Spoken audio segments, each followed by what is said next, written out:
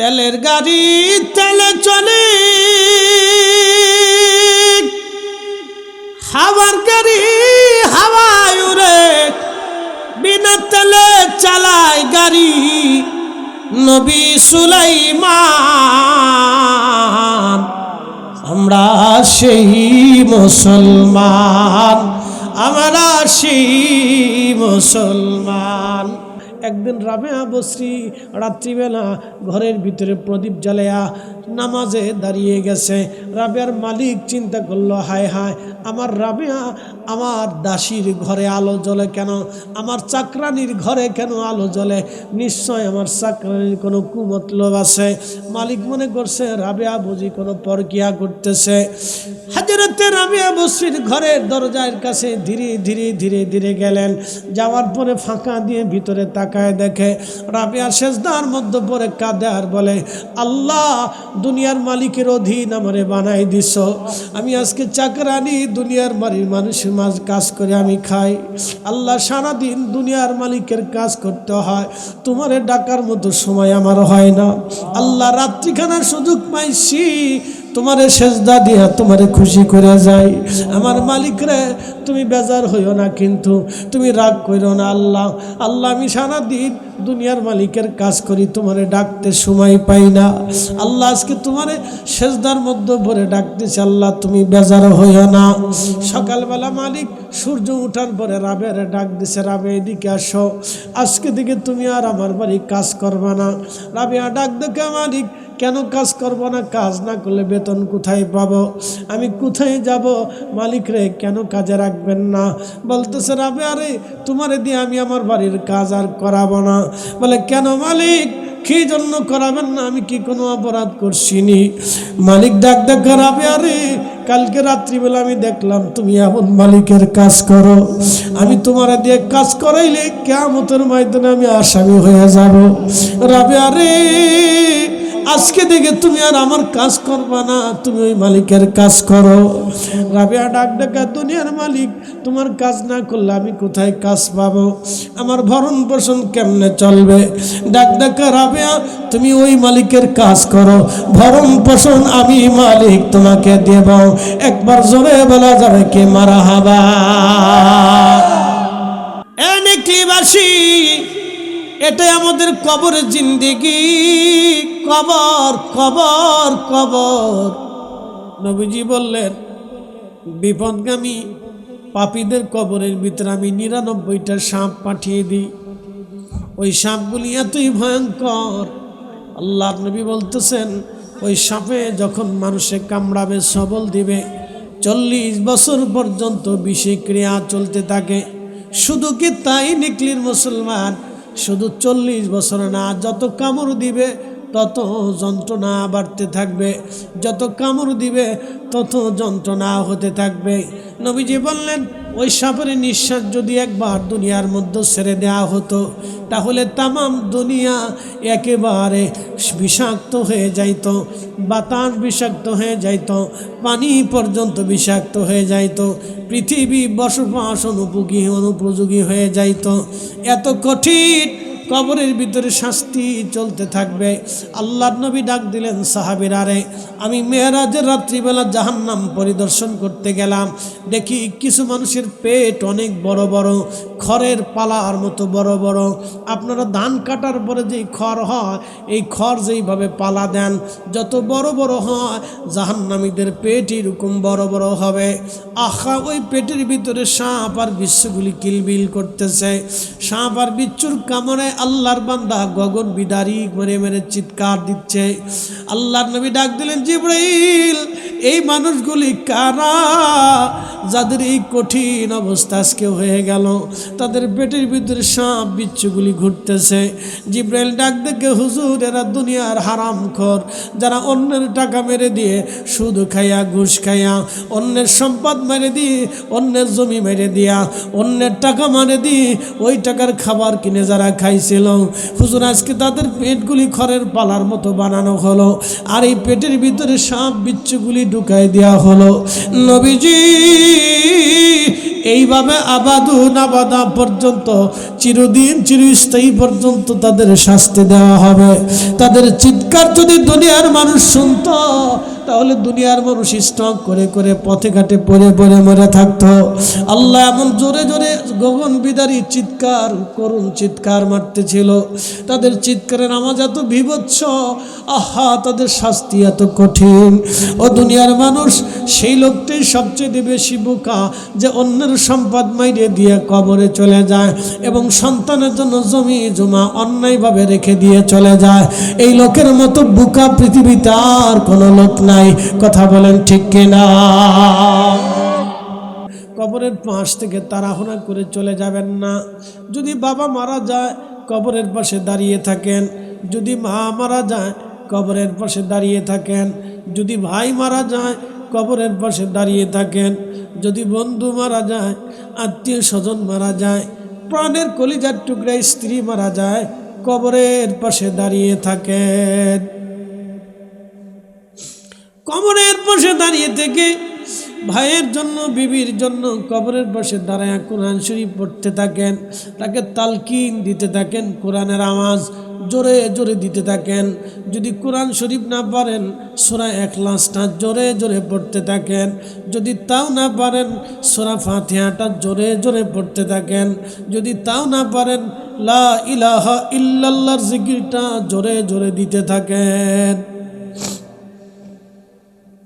আল্লাহর নবী বললেন, সাহাবীরা তোমার ভাই মারা যাওয়া কবর দেওয়ার পরে হযরত উসমান গনি জিন উসমান রাদিয়াল্লাহু আনহু থেকে হাদিস এসেছে, এক সাহাবী মারা যাওয়ার পরে নবীজি কবরে গেলেন, দাফন হয়ে গেল। মিশকাতুল মাসাবির ভিতরে হাদিস খানা এসেছে, আল্লাহর নবী কবরের পাশে দাঁড়ায় বলেন, সাহাবীরা ইস্তাগফিরু লি আখিকুম, তোমরা তোমার ভাইয়ের জন্য ইস্তিগফার করতে থাকো, ক্ষমা চাইতে থাকো, দোয়া করতে থাকো। কত সময় আনাক হাদিসে নবী বললেন, একটা উট কুরবানি করলা, উটের চামড়া ছিড়াইলা, গোশত বানাইলা, বন্টন করলা, যত সময়ের দরকার হয় তত সময় পর্যন্ত ভাইয়ের বাবার আপনজনদের কবরের পাশে দাঁড়ায় থাকো। মনে রাখবেন, সব মানুষ যখন কবর থেকে চলে যায়, সবার পরে যে কবর থেকে আসে, তিনি কবর থেকে চলে আসার 40 কদম যাওয়ার সাথে সাথে মুনকার নেকির কবরে চলে আসে। মার রাব্বুকা ওয়া মা দীনুকা মা কুনতা তাকুলু ফি হাক্কি হাযার রাজুল। আহা সেদিন ভাই বন্ধু আত্মীয় স্বজন কেউ কাজে লাগবে না, বন্ধুবর্গ কেউ আপন হবে না। ও দুনিয়াতে যাদের জন্য যুদ্ধ করলেন কেউ আপনার পাশে দাঁড়াবে না, যাদের জন্য নিজের ঘাম পরিশ্রম নষ্ট করলেন তারাও দাঁড়াবে না, যার জন্য সুদ ঘুষের অন্যায় করে অন্যের জমি মেরে দিয়ে টাকা মেরে দিয়ে সংসার করলেন, জমি জমা রেখে চলে গেলেন, সেই দিন ওই সন্তান ওই আত্মীয় স্বজন আপনার কাজে লাগবে না, ওই ওয়ারিশ আপনার কোনো মূল্য থাকবে না। ফেরেশতারা এসে বলবে, আমার রব্বুকা তোমার রবকে, আমার দীনুকা তোমার দিন কি, মা কুনতা তাকুলু ফি হাক্কি হাযার রাজুল। আল্লাহ ডাক দে বলেন, বান্দারে ফাযকুরুনি, যদি দুনিয়াতে আমাকে স্মরণ করো, আমার নামাজে যদি তুমি দাঁড়াও, রোজার হুকুম যদি মানো, হক হালাল মতো যদি চলো, বান্দা আমার দেওয়া নিয়ম আইন কানুন যদি মানো, আমার রসুলের তরিকা তুমি যদি মেনে চলো, আমার রসুলের ইশক নিয়ে যদি কবরে চলে আসো, বান্দারে আযকুরুকুম, আমিও সেই দিন তোমার স্মরণ করব, আমি আল্লাহ তোমার ভুলে যাব না। সেই দিন কবরে শুধু আল্লাহ একা আসবে না, আমার আল্লাহ তার মেহবুব নবীকে সাথে করে নিয়ে আপনার আমার কবরে এসে আল্লাহ দেখা দেবে। একবার জোরে বলা যাবে কি আল্লাহু আকবার। গোল্ড অফ মদিনা, সুন্নিয়তের অহংকার। যার কাছ থেকে খুশি রাজত্ব ছিনাইয়া নেই, এই জন্য এ ছাতা আসলেও খুশি হওয়ার কিছু নাই, চলে গেলেও বেজারা হওয়ার কিছু নাই, কারণ এইগুলি আমাদের হাতে না, এইগুলি হলো আমার রবের হাতে। কথা বলেন ঠিক কিনা?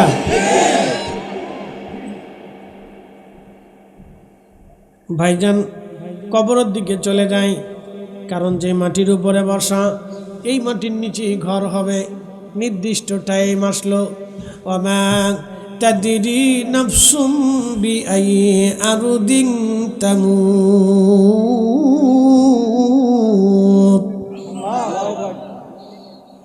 কোন জায়গা, কোন স্থানে, কোন মুহূর্তে, কখন, কোথায়, কোন জায়গা মানুষ মারা যাবে কেউ জানে না, কেউ জানে না।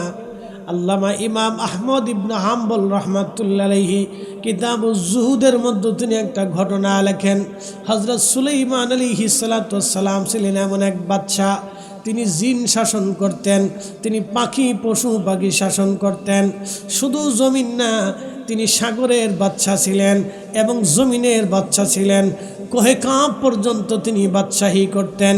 নবী সুলাইমান আলাইহিস সালামের একটা তখ্ত ছিল, এই তখ্তখানে এত বিরাট ছিল, লক্ষ লক্ষ সৈন্য এই তখ্তে নেওয়া যাইত, হাজার হাজার হাতি ঘোড়া নেওয়া যাইত, প্রয়োজনে যুদ্ধ অস্ত্র নেওয়া যাইত।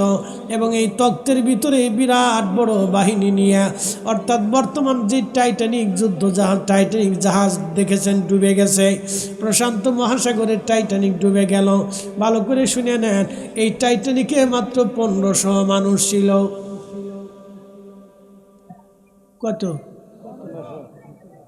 মাত্র 1500, বেশি না। এটা মনে করছি বিরাট দুনিয়ার সবচেয়ে বড় জাহাজ। ইস,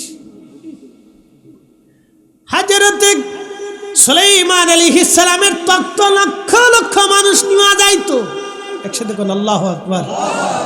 তাহলে সেটা কত বড় বিরাটের তখ্তখানা নিয়ে সুলাইমান আকাশে উঠতেন। উনি রাজদরবারে বসে আছেন, এক পাশে মানুষ মন্ত্রী আর এক পাশে জিন মন্ত্রী বসা ছিল। 350 ছিল মানুষ মন্ত্রী, 350 ছিল জিন মন্ত্রী। জিনেরা মন্ত্রী ছিল জিন। জিনদের ভিতরে যিনি প্রধান ছিলেন তেনার নাম ছিল ইফরিত। ইফরিত জিন সাগরের একেবারে অতল গহ্বরে সে থাকত, সবচেয়ে শক্তিশালী জিন, জিনের নাম ইফরিত। তেলের গাড়ি তেলে চলে, হাওয়ার গাড়ি হাওয়ায় উড়ে, বিনা তেলে চালায় গাড়ি নবী সুলাইমান। আমরা সেই মুসলমান, আমরা সেই মুসলমান। মসজিদের জুতা চুরি করি, সিন্নি চুরি করি। কি আসতে কোনকে জোরে বলেন? যে দেশের মসজিদের জুতার নিরাপত্তা নাই, এই নিকলি থেকে একটা মেয়েকে যদি এই রাত্রিবেলা ছেড়ে দিয়ে বলেন তোর হাত মোজা দিলাম, পা মোজা দিলাম, মাথার থেকে পা পর্যন্ত বোরকায় আবৃত করে দিলাম, তুই আজকে ঢাকা শহরে যা, 16 বছরের এক যুবতী মেয়ে, 20 বছরের এক যুবতী মেয়েকে কোনো বাবা এই নিকলি থেকে একা একা ছেড়ে দিয়ে ঢাকা পৌঁছাইতে কোনো বাবা সাহস করবে না। কারণ বাবাটা জানে 100% আমার এই দেশে এই নিকলি থেকে ঢাকা পর্যন্ত এই রাত 10টার পরে 11টার পরে আমার মেয়েটা ঢাকা পর্যন্ত যাবে কোনো গ্যারান্টি নাই। অথচ আমরা 85% মুসলমানের দেশে আমরা রাত্রিবেলা একটা মেয়ের নিরাপত্তা দিতে পারি না। আমরা আবার টুপি মাথায় দিয়ে স্লোগান দেই, কোরআন সুন্নাহর আলো ঘরে ঘরে জালো।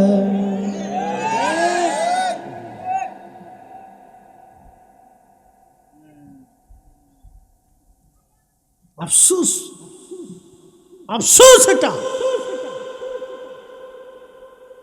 যান তো ইউরোপে, ওদের মেয়েরা হাফ প্যান্ট পরে রাস্তা দিয়ে হাঁটে, যান।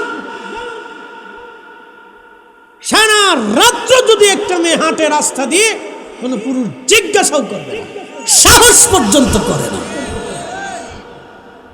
এক দেশে বাস করি, কোনায় কোনায় মুসলমান, কিন্তু খুঁজে মুসলমানই পাওয়া যায় না। এদেশে খালি ঠকাঠুকি ঠকাঠুকি, কে করে বাঁশ মারবে খালি বাঁশের চিন্তা করে, যে বাঁশ কি সোজাটা দিব না কেলাটা দিব।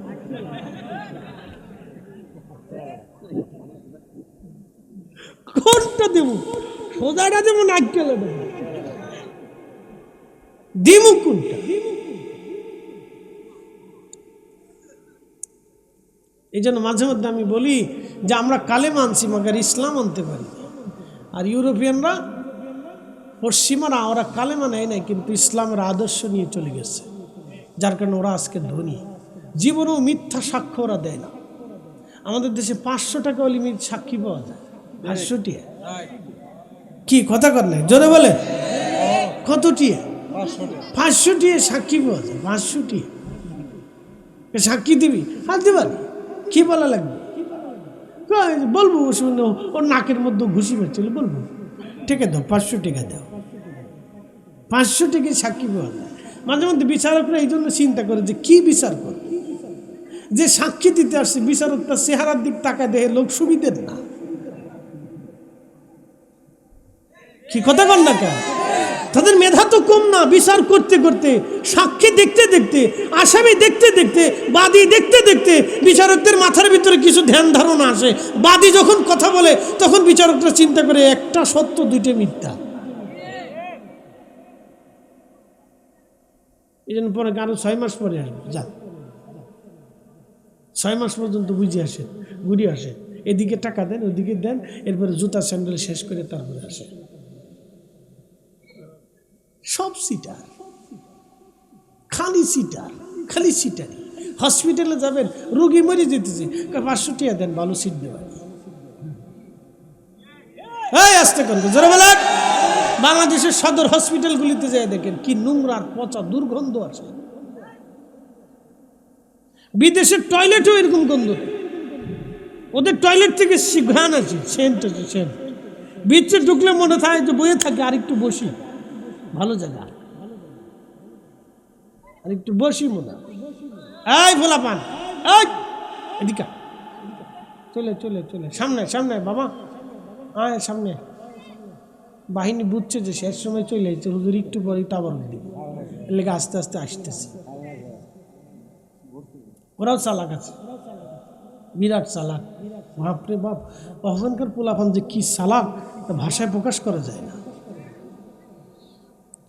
বন্ধু আমার, খুব মনোযোগ দিয়ে শুনে যান, মূল আলোচনার দিকে ফিরে যাচ্ছি। কবরে চলে যাওয়া লাগবে। কবর, কবর, কবর বড় কঠিন জায়গা। বন্ধুরে, রব্বুল আলামিন বললেন, বান্দা কোন জায়গা কখন মারা যাবে কেউ জানে না। সুলাইমান আলাইহিস সালাম বসে আছেন রাজ দরবারে। একটা সুদর্শন যুবক নবী সুলাইমান আলাইহিস সালামের রাজ দরবারে বসে আছে। এমন সময় আজরাইল আলাইহিস সালাম ঢুকলেন। সুলাইমান আলাইহিস সালাম আজরাইলকে চিনলেন। আজরাইল তীক্ষ্ণ নজরে ওই যুবকের দিকে এক নজরে তাকিয়ে রইলেন। যুবকটা ভয় ভয় লাগতেছিল। আজরাইল আলাইহিস সালাম চলে গেলেন। কিছু সময় পরে যুবক ডাক ডাকে, হুজুর আপনি তো বাতাসের উপরে নিয়ন্ত্রণ আছে, নবী গো এই মুহূর্তে আপনি আমাকে হিন্দে পাঠান। হিন্দ, তখন ভারতীয় উপমহাদেশটাকে হিন্দ বলা হতো। হিন্দ, হিন্দু কোনো ধর্ম না, ধর্মের নাম হলো সনাতনী।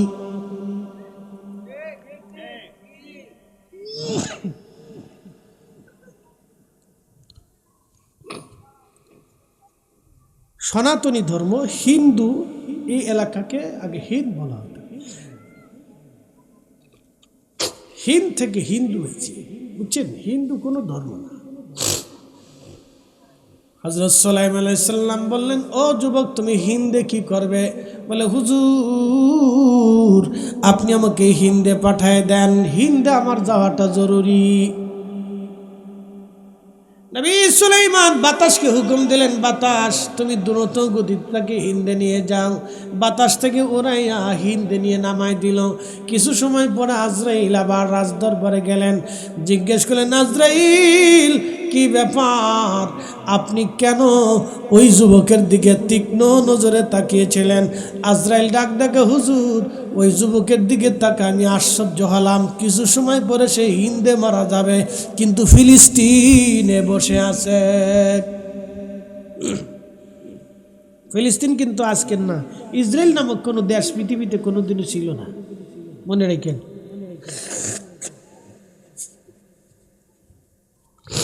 আরে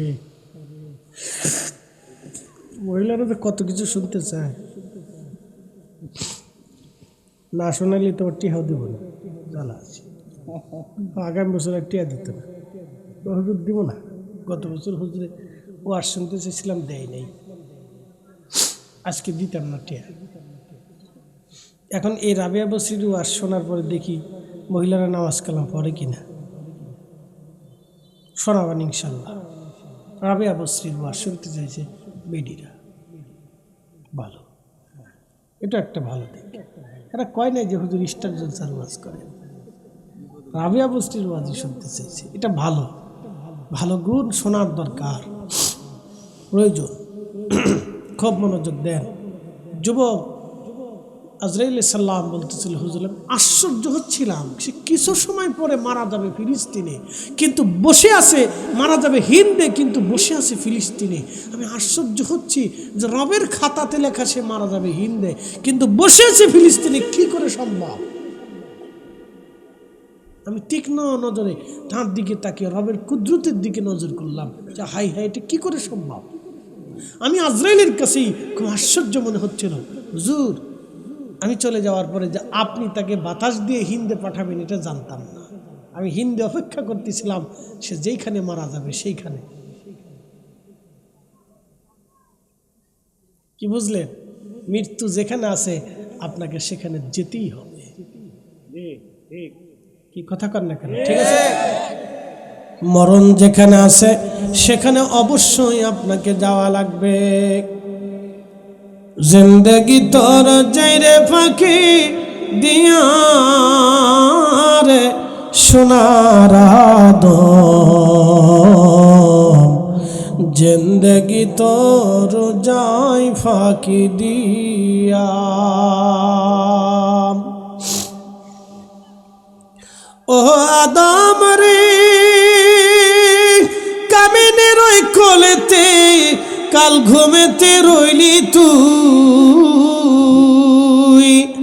সারা নিশি কাটাইলি তুই ঘুমাইয়া ঘুমাইয়া রে সোনার আদম,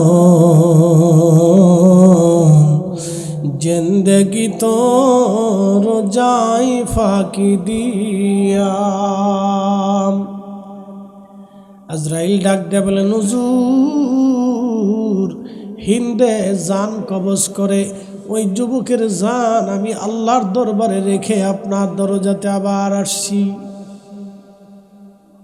যুবক, যেখানে মৃত্যু সেখানে আপনাকে যেতেই হবে, আজ অথবা কাল। বাহানা করে কোনো লাভ নাই, বাহানা করে কোনো লাভ নাই, বাহানা করে কোনো লাভ নাই। বন্ধুরে খুব মনোযোগ দেন। মানুষটা মরে গেল, মরে যাওয়ার মাত্র 24 ঘন্টা পরে পায়খানার রাস্তা দিয়ে একটা পোকা বের হয়ে আসে। আহা, কি বিশ্রী, কি দুর্গন্ধ এই পোকা থেকে সরিয়ে যায়। এ বন্ধু, মা বোনেরা শুনে যান, জিন্দিগি দুনিয়া বড় অসহায়, দুনিয়া বড় ধোঁকার জায়গা, দুনিয়া বড় মায়ার জায়গা, দুনিয়া বড় চাকচিক্যময় জায়গা। দুনিয়ার চোখ দিয়ে দুনিয়ার সৌন্দর্য দেখে আপনি মোহিত হয়ে গেলেন। ওই পোকা পায়খানা রাস্তা দিয়ে বের হয়ে আসে, সারা শরীরে পোকাটা ছড়িয়ে যায়, সারা শরীরে, মুর্দার শরীরে পোকা ছড়িয়ে যায়, সারা শরীর থেকে দুর্গন্ধ ছড়াইতে থাকে। ছেলেটা কলিজার টুকরা ছেলে, যার জন্য সুদ খাইলেন, ঘুষ খাইলেন, ওই ছেলেটা তাড়াতাড়ি বলবে আমার আব্বার শরীর থেকে গন্ধ বের হয়ে আসতেছে, দ্রুত গতিতে তার কবরে নামানোর ব্যবস্থা করেন। আমার হাউজিং মসজিদে 4 থেকে 5 হাজার মুসল্লি প্রত্যেক জুমাতে হয়। আপনার আর কতজন মানুষ এইখানে বসে আছেন, তার চেয়ে বহু গুণ মানুষ আমার জুমাতে মুসল্লি উপস্থিত হয়। প্রত্যেক দিন আমি যখন মাইকটা ধরি, জুমার দিনে সারা অঞ্চল থেকে মুসল্লিরা ঘুর ঘুর করে হেঁটে হেঁটে আমার মসজিদে এসে নামাজ পড়ে। ছাদে জায়গা হয় না, একেবারে রেলিংয়ে জায়গা হয় না, শেষ পর্যন্ত রাস্তার উপরে তারা নামাজ পড়ে। বন্ধু খুব মনোযোগ দিবেন। আমার ইমাম সাহেব হুজুর একদিন আফসোস করে বলেন, হুজুর করোনার সময় মুসল্লির জানাজা পড়লাম, কাফন দাফন করলাম, ছেলেটাকে বারবার বললাম আপনার বাবার চেহারাটা একটা বার নজর দিয়ে দেখে যান।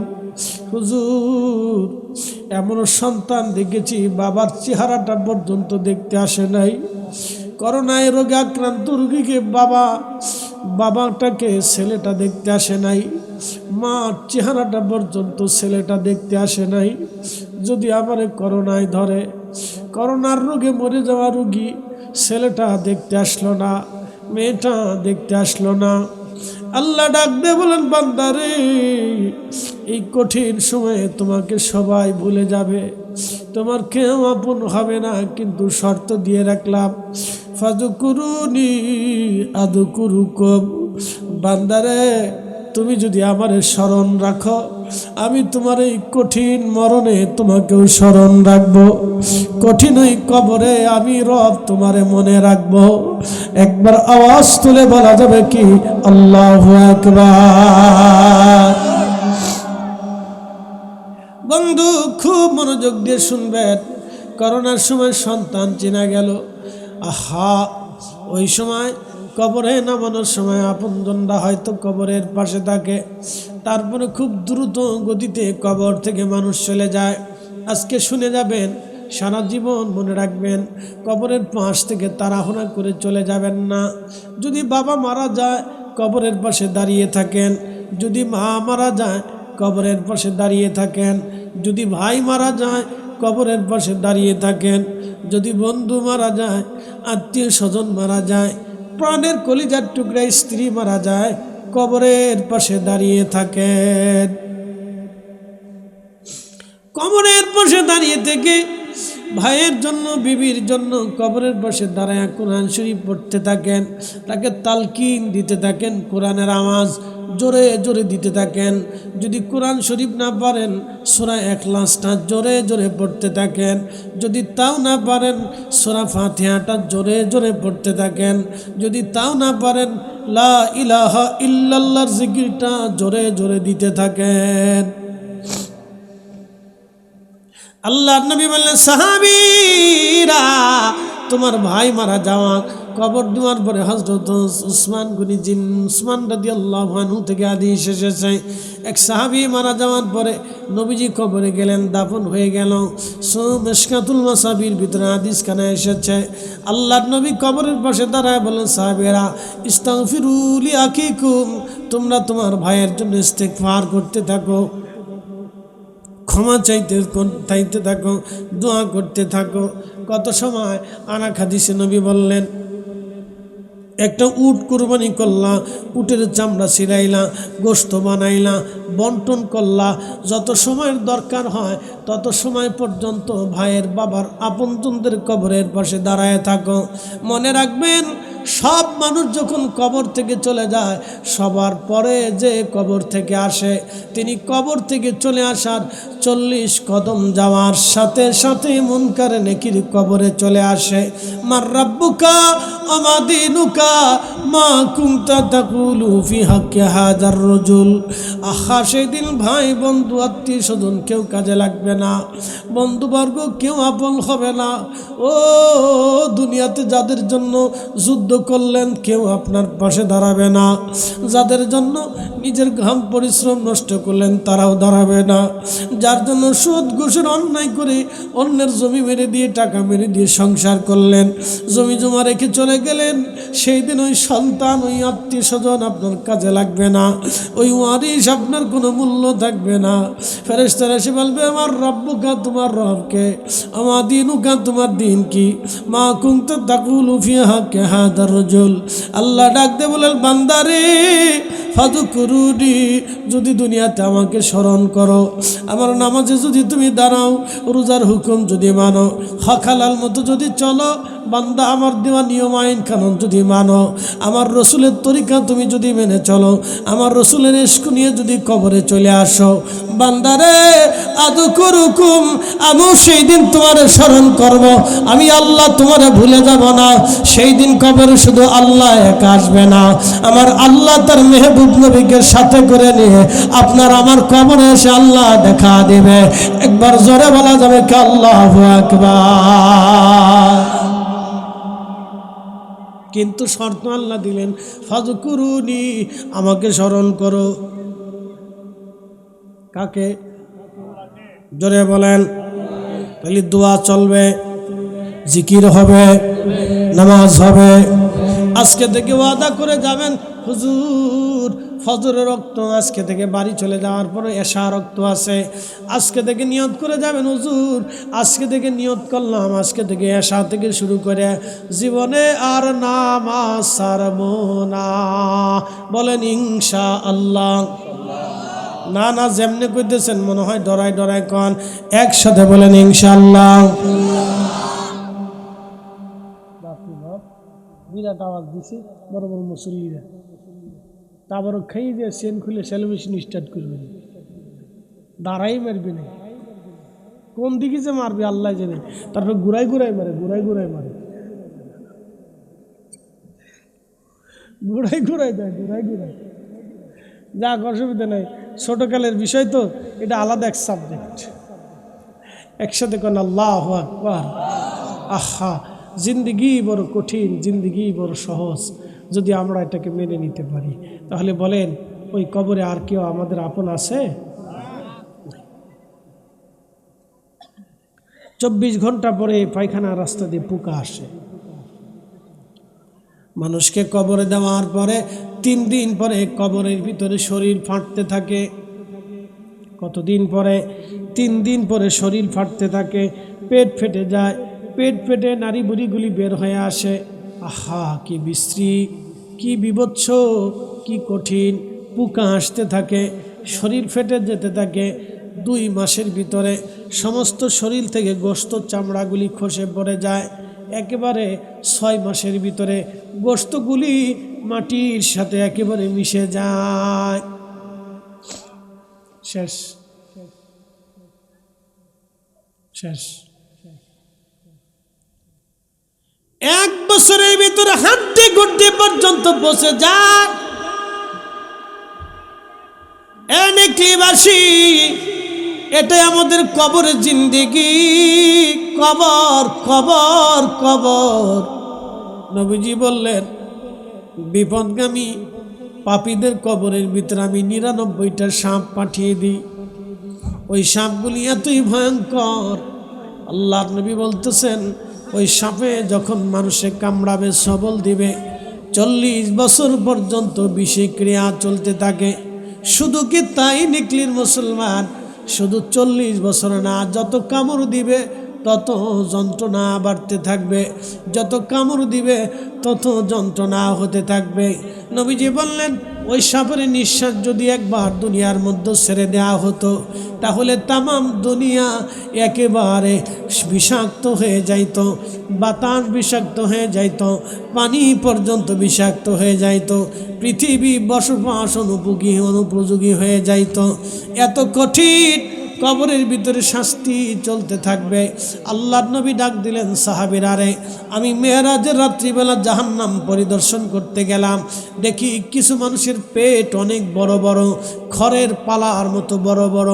আপনারা ধান কাটার পরে যেই খড় হয়, এই খড় যেইভাবে পালা দেন, যত বড় বড় হয় জাহান্নামীদের পেট এরকম বড় বড় হবে।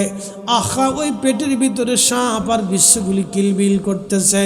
সাপ আর বিচ্ছুর কামড়ে আল্লাহর বান্দা গগন বিদারি মেরে মেরে চিৎকার দিচ্ছে। আল্লাহর নবী ডাক দিলেন, জিবরাইল, এই মানুষগুলি কারা যাদের এই কঠিন অবস্থা আজকে হয়ে গেল? তাদের পেটের ভিতরে সাপ বিচ্ছুগুলি ঘুরতেছে। জিবরাইল ডাক দেখে, হুজুর, এরা দুনিয়ার হারামখোর, যারা অন্যের টাকা মেরে দিয়ে, সুদ খাইয়া, ঘুষ খাইয়া, অন্যের সম্পদ মেরে দিয়ে, অন্যের জমি মেরে দিয়া, অন্যের টাকা মেরে দিয়ে ওই টাকার খাবার কিনে যারা খাইছিল, হুজুর, আজকে তাদের পেটগুলি খড়ের পালার মতো বানানো হলো, আর এই পেটের ভিতরে সাপ বিচ্ছুগুলি ঢুকাই দেওয়া হলো। নবীজি এইভাবে আবাদা পর্যন্ত, চিরদিন চিরস্থায়ী পর্যন্ত তাদের শাস্তি দেওয়া হবে। তাদের চিৎকার যদি দুনিয়ার মানুষ শুনত তাহলে দুনিয়ার মানুষ স্টক করে করে পথে ঘাটে পড়ে পড়ে মরে থাকতো। আল্লাহ এমন জোরে জোরে গগন বিদারী চিৎকার, করুণ চিৎকার মারতেছিল। তাদের চিৎকারের আওয়াজ এত বিভৎস, আহা, তাদের শাস্তি এত কঠিন। ও দুনিয়ার মানুষ, সেই লোকটাই সবচেয়ে বেশি বোকা যে অন্যের সম্পদ মাইরে দিয়ে কবরে চলে যায় এবং সন্তানের জন্য জমি জমা অন্যায়ভাবে রেখে দিয়ে চলে যায়। এই লোকের মতো বুকা পৃথিবীতে আর কোনো লোক নাই। কথা বলেন ঠিক কিনা? 40 বছর আগে যারে কবরে দিল তার কবরের পাশে দাঁড়ানোর মানুষ কতজন আছে? নাই, একেবারে নাই বললেই চলে। 40 বছর আগে যাদেরকে কবর দিল কবরের চিহ্ন পর্যন্ত আজ হারিয়ে যাচ্ছে। কথা ঠিক আছে কিনা? কোন গোরস্থানে গেলাম, কয়েকদিন আগে এক গোরস্থানে গেলাম, বললো হুজুর 500 বছর আগের গোরস্থান। আমি বললাম বাবারে 500 বছর আগে যারে কবর দিল তার কেউ আজ আসেনি? কয় হুজুর না, কেউ নাই। আমি জিজ্ঞেস করলাম ও মুসল্লিরা তাহলে বলেন তো আমাদের কবর দেওয়ার 500 বছর পরে আমাদের কবরস্থানের পাশে দাঁড়ানোর কেউ আসেনি? বলে না হুজুর তাও নাই। তাহলে দুনিয়া দাঁড়িয়ে নিয়া অন্যায় করিয়া অপরাধ করিয়া অন্যের জমি আর অর্থ মাল মারিয়া অন্যের সম্পদ মারিয়া টাকা পয়সা রাখিয়া কবর যাওয়ার মতো বুকা পৃথিবীতে যেন কেউ না হয়। আমরা দোয়া করি জোরে বলেন আমিন। আহা, এই লোকের মতো হতভাগা মানুষ আর কেউ নাই।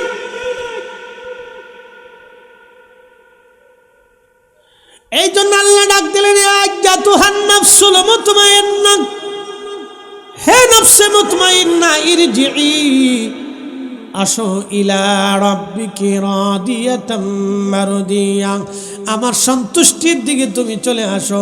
ফাদখুলি ফি ইবাদি ওয়াদখুলি জান্নাতি।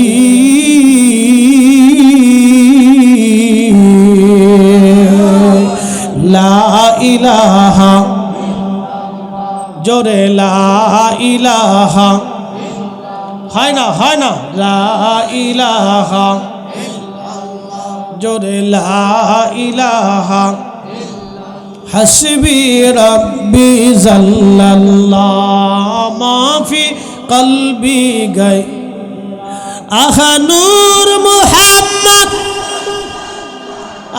লা ইলাহা ইল্লাল্লাহ, লা ইলাহা। জবান খুলে আল্লাহ আল্লাহ আল্লাহ, জবান বন্ধ থাকবে না। এই জবান এক সময় বন্ধ হয়ে যাবে। আল্লাহ আল্লাহ আল্লাহ,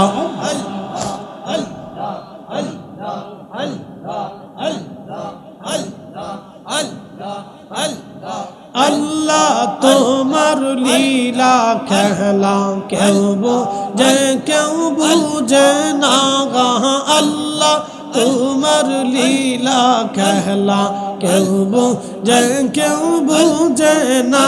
যাহা কাউকে রাখো গাছ তলাতে, কাউকে রাখো বালখানায়, আল্লাহ তোমার লীলা খেলা কেউ বুঝে কেউ বুঝে না। আল্লাহ আল্লাহ আল্লাহ আল্লাহ, জবান খুলে আল্লাহ আল্লাহ আল্লাহ আল্লাহ আল্লাহ আল্লাহ আল্লাহ আল্লাহ আল্লাহ আল্লাহ আল্লাহ আল্লাহ আল্লাহ আল্লাহ।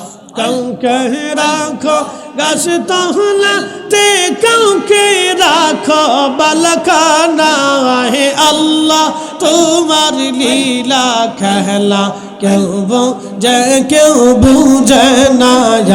আল্লাহ আল্লাহ আল্লাহ আল্লাহ, জবান খোলে আল্লাহ আল্লাহ আল্লাহ আল্লাহ আল্লাহ আল্লাহ আল্লাহ আল্লাহ আল্লাহ আল্লাহ আল্লাহ আল্লাহ আল্লাহ আল্লাহ আল্লাহ আল্লাহ।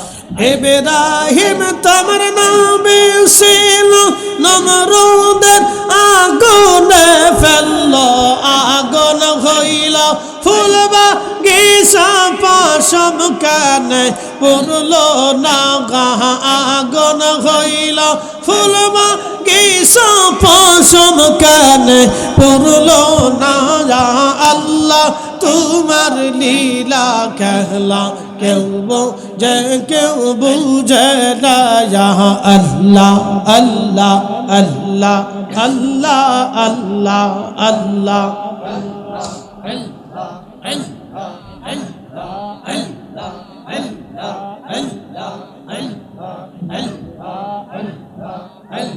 ইলাহুনা আল্লাহ মাসের পেট রইলেন ইউনুস হাজম কেন হইলাহুনা আল্লাহ তোমার লীলা कहला কেউ বুঝে না আল্লাহ আল্লাহ আল্লাহ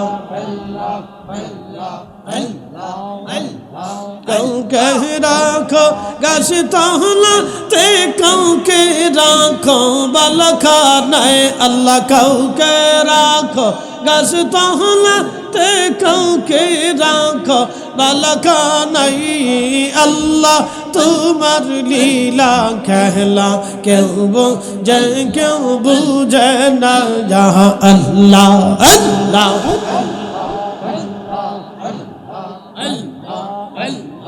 ঘুমাইস না জোরে জোরে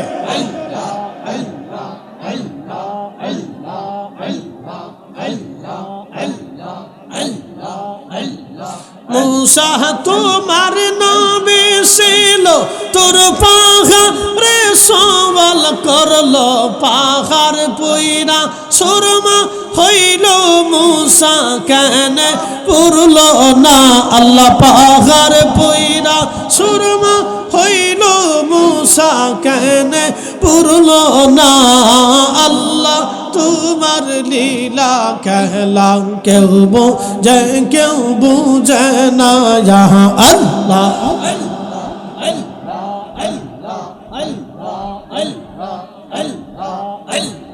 কাউকে রাখো গাছ তহলাতে কাউকে রাখো বালখানায় আল্লাহ কাউকে রাখো গাছ তহলাতে কাউকে রাখো বালখানায় আল্লাহ তোমার কুদরতি খেলা কেউ বুঝে না আল্লাহ আল্লাহ আল্লাহ আল্লাহ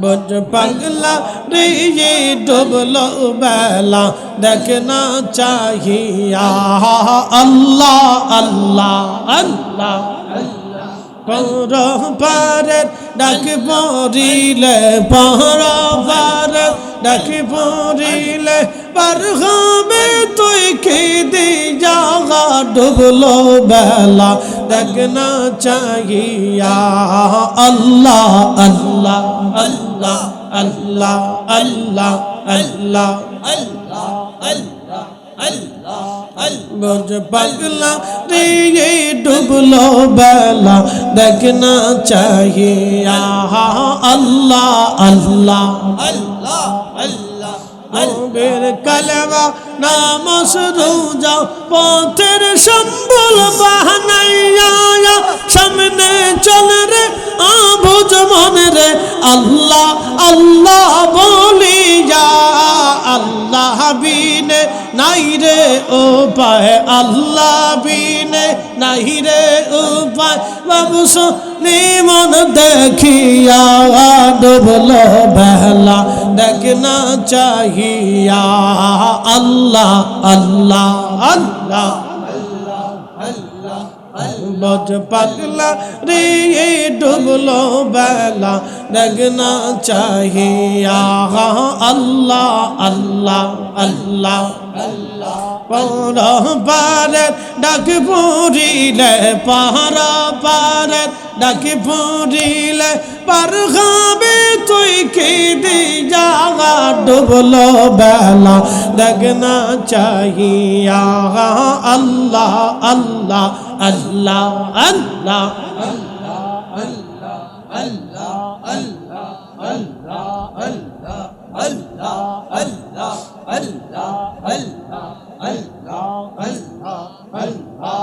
লা ইলাহা ইল্লাল্লাহু মুহাম্মাদুর রাসূলুল্লাহ। পড়ি সাল্লাল্লাহু আলাইহি ওয়াসাল্লাম। এই জন্য কবরে একা, হাসরে একা, কঠিন জায়গা কবর। এইখানে গোরস্থান আছে না নাই? কত বছর বয়স হবে? 40 বছর ধরেন। 40 বছর আগে যারে কবরে দিল তার কবরের পাশে দাঁড়ানোর মানুষ কতজন আছে?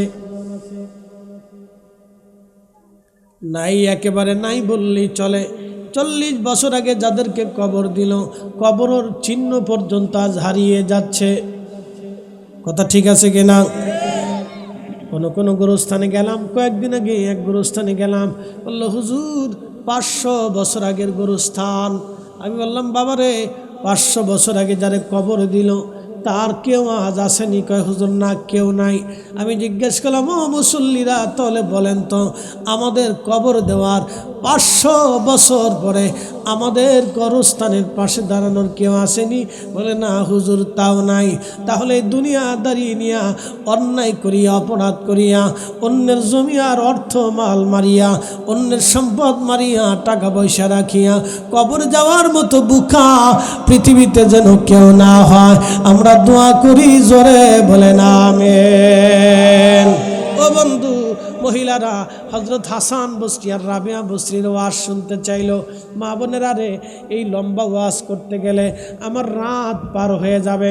তারপরও বলে দিয়ে যাই ও মায়েরা, একদিন রাবিয়া বসরি রাত্রিবেলা ঘরের ভিতরে প্রদীপ জ্বালায়া নামাজে দাঁড়িয়ে গেছে।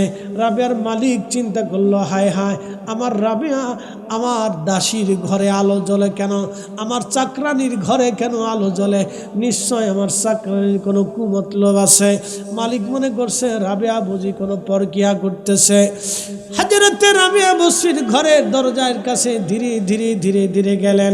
যাওয়ার পরে ফাঁকা দিয়ে ভিতরে তাকায় দেখে রাবিয়া সেজদার মধ্যে পড়ে কাঁদে আর বলে, আল্লাহ, দুনিয়ার মালিকের অধীন আমারে বানাই দিছ। আমি আজকে চাকরানি, দুনিয়ার বাড়ির মানুষের মাঝ কাজ করে আমি খাই। আল্লাহ, সারাদিন দুনিয়ার মালিকের কাজ করতে হয়, তোমারে ডাকার মতো সময় আমার হয় না। আল্লাহ, রাত্রিখানার সুযোগ পাইছি তোমারে সেজদা দিয়া তোমারে খুশি করে যাই।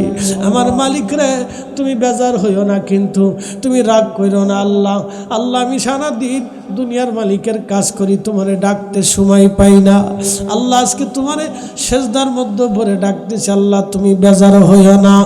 সকালবেলা মালিক সূর্য উঠার পরে রাবেয়ারে ডাক দিছে, রাবে এদিকে আসো, আজকে থেকে তুমি আর আমার বাড়ি কাজ করবা না। রাবেয়া ডাক দেখে, মালিক কেন কাজ করবো না? কাজ না করলে বেতন কোথায় পাবো? আমি কোথায় যাব? মালিক রে, কেন কাজে রাখবেন না? বলতেছে রাবেয়া রে, তোমারে দিয়ে আমি আমার বাড়ির কাজ আর করাবো না। বলে কেন মালিক, কি জন্য করাবেন না? আমি কি কোনো অপরাধ করছিনি? মালিক ডাক দেখা, রাবেয়া রে, কালকে রাত্রিবেলা আমি দেখলাম তুমি এমন মালিকের কাজ করো, আমি তোমারে দিয়ে কাজ করাইলে কিয়ামতের ময়দানে আমি আসামি হয়ে যাব। রাবেয়া রে, আজকে থেকে তুমি আর আমার কাজ করবা না, তুমি ওই মালিকের কাজ করো। রাবেয়া ডাক ডাকা, দুনিয়ার মালিক, তোমার কাজ না করলে আমি কোথায় কাজ পাবো? আমার ভরণ পোষণ কেমনে চলবে? ডাক ডাকা, রাবেয়া, তুমি ওই মালিকের কাজ করো, ভরণ পোষণ আমি মালিক তোমাকে দেব। একবার জোরে বলা যাবে কি মারহাবা? আমাদের দেশে কত নারী আছে 6 মাস পর্যন্ত ওযু করে না। কি আসতে কোনকে জোরে বলেন? বহু মহিলা আছে 6 মাসেও ওযু করে নাই। যদি বিশ্বাস না করেন, ঢাকা শহরে যায় দেখেন, প্রত্যেক দিন মেকআপ মারতেছে। মেকআপ যাতে ছুটে না যায়, মুখটা একটু ধয়ও না। বুড়া বুড়া বেডি মেকআপ করে সাইজে গুজা, মায়ের বিয়েতে সাইজে গুজাইছে। মাইয়া সাজার চাইতে মায়ের মা বেশি সাজে। বুড়ে গেলে লুচ্ছিমি স্বভাব গেছে না? বুড়ে গেলে লুচ্ছিমি স্বভাব গেছে না? কি কষ্ট হচ্ছে আপনাদের? আমি একদিন আমার মসজিদের সেক্রেটারি সাহেবকে নিয়ে গেলাম। তো যাওয়ার পরে এক বিয়ের অনুষ্ঠানে যাওয়ার পরে সেক্রেটারি সাহেব করলো, খতিব সাহেব, এই কোন জায়গায় বসমু? বললাম ভিতরে ঢোকার কোনো পরিবেশ নাই, হাজি সাহেব আসেন আমরা বাইরে মানকেছি বই বসি, সারা জায়গা নাই। খতিব সাহেব ঠিক বলছেন, ভিতরে যাওয়ার আর কোনো পরিবেশ নাই। তাই বললাম আমার তো মাহফিল আছে, আমি বাসার থেকে খেয়ে আসছি, শুধু আপনারা দাওয়াত দিছেন, আসতেই হয়, তো মোহাব্বত করে আমি আসছি। আমার একটু খাবার টাবার কিছু খাবার না, একটু জর্দা দেন, জর্দা। আবার আপনারা মনে করেন না, কিন্তু পান খাওয়ার জর্দা না, পান খাওয়ার জর্দা না, এটা মিষ্টি রে কই জর্দা, বুঝছেন? ঢাকার শহরে দেখছেন নি মিষ্টি এখন জর্দা হয়ে গেছে, জর্দা। আমি বললাম ওইটি একটু দেন, কোনোরকম একটু মুখে দিয়ে আমি একটু পানি খেয়ে চলে যাই, যাতে আমার দাওয়াতটাও রক্ষা হয়ে যায়। কি সাজা সাইজে আসে, বাপরে বাপ, কি কদ্দুর সাজতে পারে, মানে সকাল থেকে সাজা শুরু করছে। যত সময় সাজন গোজনের সময় দেয়, তত সময় নামাজেও, 5 ওয়াক্ত নামাজেও সময় দেয় না। কি কথা কর না, ঠিক কিনা? নারী সমাজ, রাবিয়ার ওয়াজ শুনতে চাইছেন? রাবিয়ার এক রাতের নামাজ পড়ে দেখে শুনতে চাইছেন? বোন আমার, তো শোনাইলাম, তো এক রাতের ওয়াজ শুনে যান, এক রাতের ইবাদত শুনে যান। সারা জীবন এইভাবে রাবিয়া বসরি আল্লাহর আবেদা সালেহা ছিলেন, আবেদা সালেহা ছিলেন রাবিয়া বসরি। তিনি এইভাবে আল্লাহকে খুশি করে গেছেন। ও নারী সমাজ, আপনাদেরকে এত সময় পর্যন্ত যে কবরের কথা বললাম, বলেন তো এদেশের সবচেয়ে বড় ধনী, তার জন্য কবর কয় হাত হবে? একসাথে বলতে হবে, জোরে বলেন, কত হাত হবে? যার 100 টাকা জমিনও নাই, তার কয় হাত হবে? তা লাভ হইল কি? আছে কোনো লাভ আছে? কাফনের কাপড় কয় টুকরা? 3 টুকরা। জোরে বলেন, পুরুষের জন্য কয় টুকরা? যার ব্যাংকে 10,000 কোটি টাকা আছে, তার কয় টুকরা? যার ব্যাংকে 10 টাকাও নাই, তার কয় টুকরা? তা লাভের লাভ একসাথে, লাভের লাভ কিচ্ছু নাই। এই কথা যে বুঝে, তো কালকে থেকে নামাজ ধরবেন। আল্লাহ কবুল করুক, জোরে বলেন আমিন। নামাজ ধরার আগে হালাল খাবারের ব্যবস্থা করে নেন, তাহলে নামাজও কিন্তু কাজ হবেন না। আর বাবা মা যদি থাকে, তাহলে বাবা মার খেদমত করবেন। সাবধান, বাবা মার খেদমতবিহীন বেহেশত যাওয়ার আশা কোনোদিনও করতে পারবেন না, না কোনোদিনও না। বড় হাজি সাহেব হলেও কাজ হবে না, বড় বুজুর্গ হলেও কাজ হবে না, ফরিদ সাহেবের মতো বছরে বছরে ওয়াজ করে বেরোলেও কাজ হবে না। আপনাদের দোয়া এত মাহফিল প্রত্যেক বছরে করি, আল্লাহু আকবার। 365 দিনে বছর হয়, 365 দিনে বছর হয়। অক্টোবর, নভেম্বর, ডিসেম্বর, জানুয়ারি, ফেব্রুয়ারি, মার্চ, এপ্রিল, মে, কয় মাস হলো? 8 মাস মাহফিল হয়, একবারে মিনিমাম 8 মাস। তার ভিতরে নভেম্বর, ডিসেম্বর, জানুয়ারি, ফেব্রুয়ারি, মার্চ, প্রত্যেক দিন 2টে করে হয়, 3টেও হয়, 4টেও হয়, 5টাও হয়। এবছরে 6টাও লইছি, যা করে খোদা। তো কী কমো, পাবলিকে কয় হুজুর সকালে, কয় সকালে। আজকে এক গ্রুপ কয় সকাল 11টায় দেন, কুমিল্লা হোম না, কে 11টায় দেন। আমাকে আমার ঘুমাইতে হবে না, কে আমি কি জিন না ফেরেশতা? কে হুজুর 11টায় দেন। ময়মনসিংহের ভালোকা থেকে এক গ্রুপ ফোন দিচ্ছে, কে হুজুর ফজরে খালি এসে মোনাজাত দেন। তাহলে মানুষ থাকবে? 1 লক্ষের উপরে মানুষ থাকবে, ফজরের সময় এসে মোনাজাত দেন। আমাকে হাই সর্বনাশ, কি সর্বনাশ ভাই। জানতে চেয়েছেন জানাজার পরে দোয়া করা যাবে কিনা?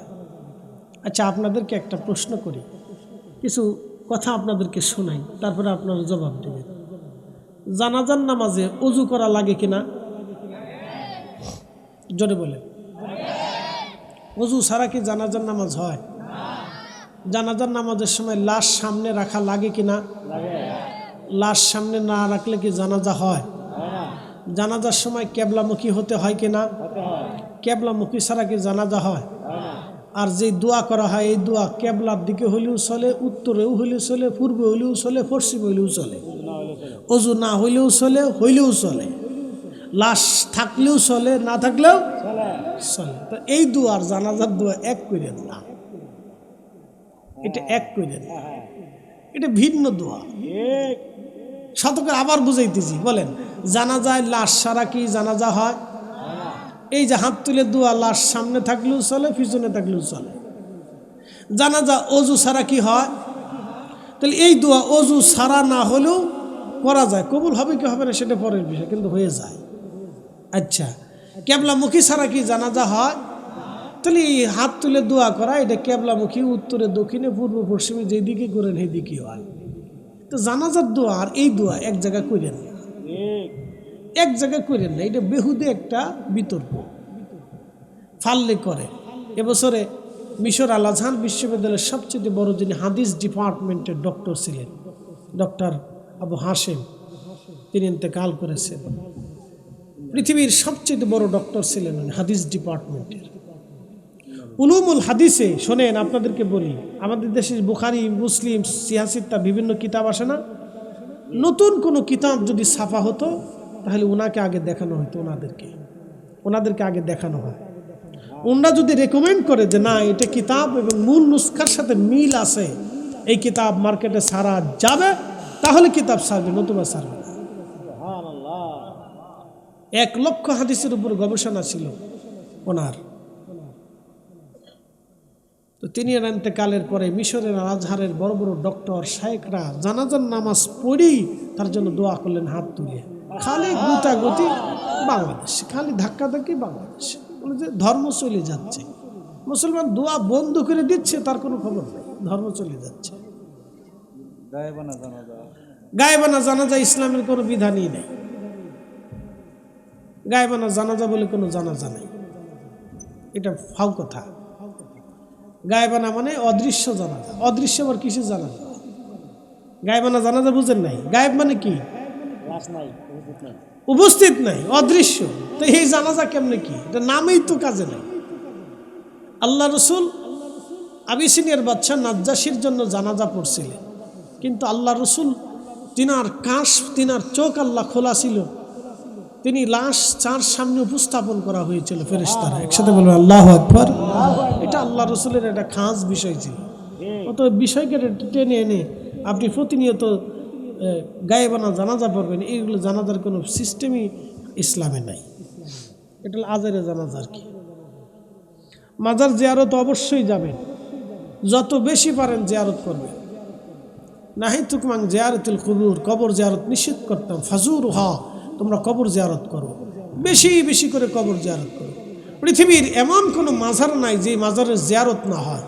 একসাথে বলবেন আল্লাহু আকবার। ইমাম বুখারীর মাজার উজবেকিস্তানে, ইমাম তিরমিজি, ইমাম মুসলিম, ইমাম ইবনে মাজাহ, ইমাম আবু দাউদ আস-সিজিস্তানি, ওনার মাজার হচ্ছে সিরিয়াতে। পৃথিবীর বড় বড় ইমামদের মাজার জিয়ারত হয়। সাহাবায়ে কেরামের মাজার, ইমাম আবু হানিফা রাহমাতুল্লাহ, হুজুর গাউসে পাক, দুনিয়ার বড় বড় আইম্মায়ে কেরাম, আউলিয়া কেরামদের মাজার জিয়ারত হয়। বেশি বেশি করবেন, জিয়ারত করবেন। জিয়ারত কোনো নিষেধ নেই, তবে সেটা সুন্নত তরিকায় হতে হবে, শিরিক এবং বেদাত থেকে দূরে থাকতে হবে। সেখানে জিয়ারত হতে হবে। কোনো মাজার, কোনো কবর দুধ দিয়ে গোসল করানো যাবে না। সেই দিন এক ভাই প্রশ্ন করলেন, হুজুর কবরকে, মাজারকে দুধ দিয়ে গোসল করায়। আমি বললাম দুধ দিয়ে কি অজু করলে অজু হয়? লোকেরা কেন না হয় না। আমি বললাম দুধ দিয়ে গোসল করলে কি গোসল হয়? কেন না, তাও হয় না। তো পানি দিয়ে গোসল করলে গোসল হয়, পানি দিয়ে অজু করলে অজু হয়। তো মাজার ধুইলে পানি দিয়ে ধুবে, দুধ দিয়ে ধয় কে? তার মানে বোঝা গেল শয়তানি আছে। কষ্ট হচ্ছে আপনাদের? এত কোনো মাজার দুধ দিয়ে ধোয়া যাবে না। ওটা পরিষ্কার করার দরকার হলে পানি দিয়ে পরিষ্কার করে দেন, সমস্যা। পানি আছে, পানি দিয়ে ধুয়ে মুছে পরিষ্কার করে দিবেন। মানুষ জিয়ারত করবে, যাবে, মানুষের জিয়ারতের সুবিধার জন্য সেই স্থান, সেই এলাকা পরিষ্কার করবেন, নিষেধ নেই, করতে পারে, কিন্তু অতিরিক্ত ইসলামে নেই। আল্লাহ আমাদেরকে বুঝার তৌফিক দিক। সকলে বলেন আমিন। আসেন নবীজিকে সালাম জানাইয়া নবী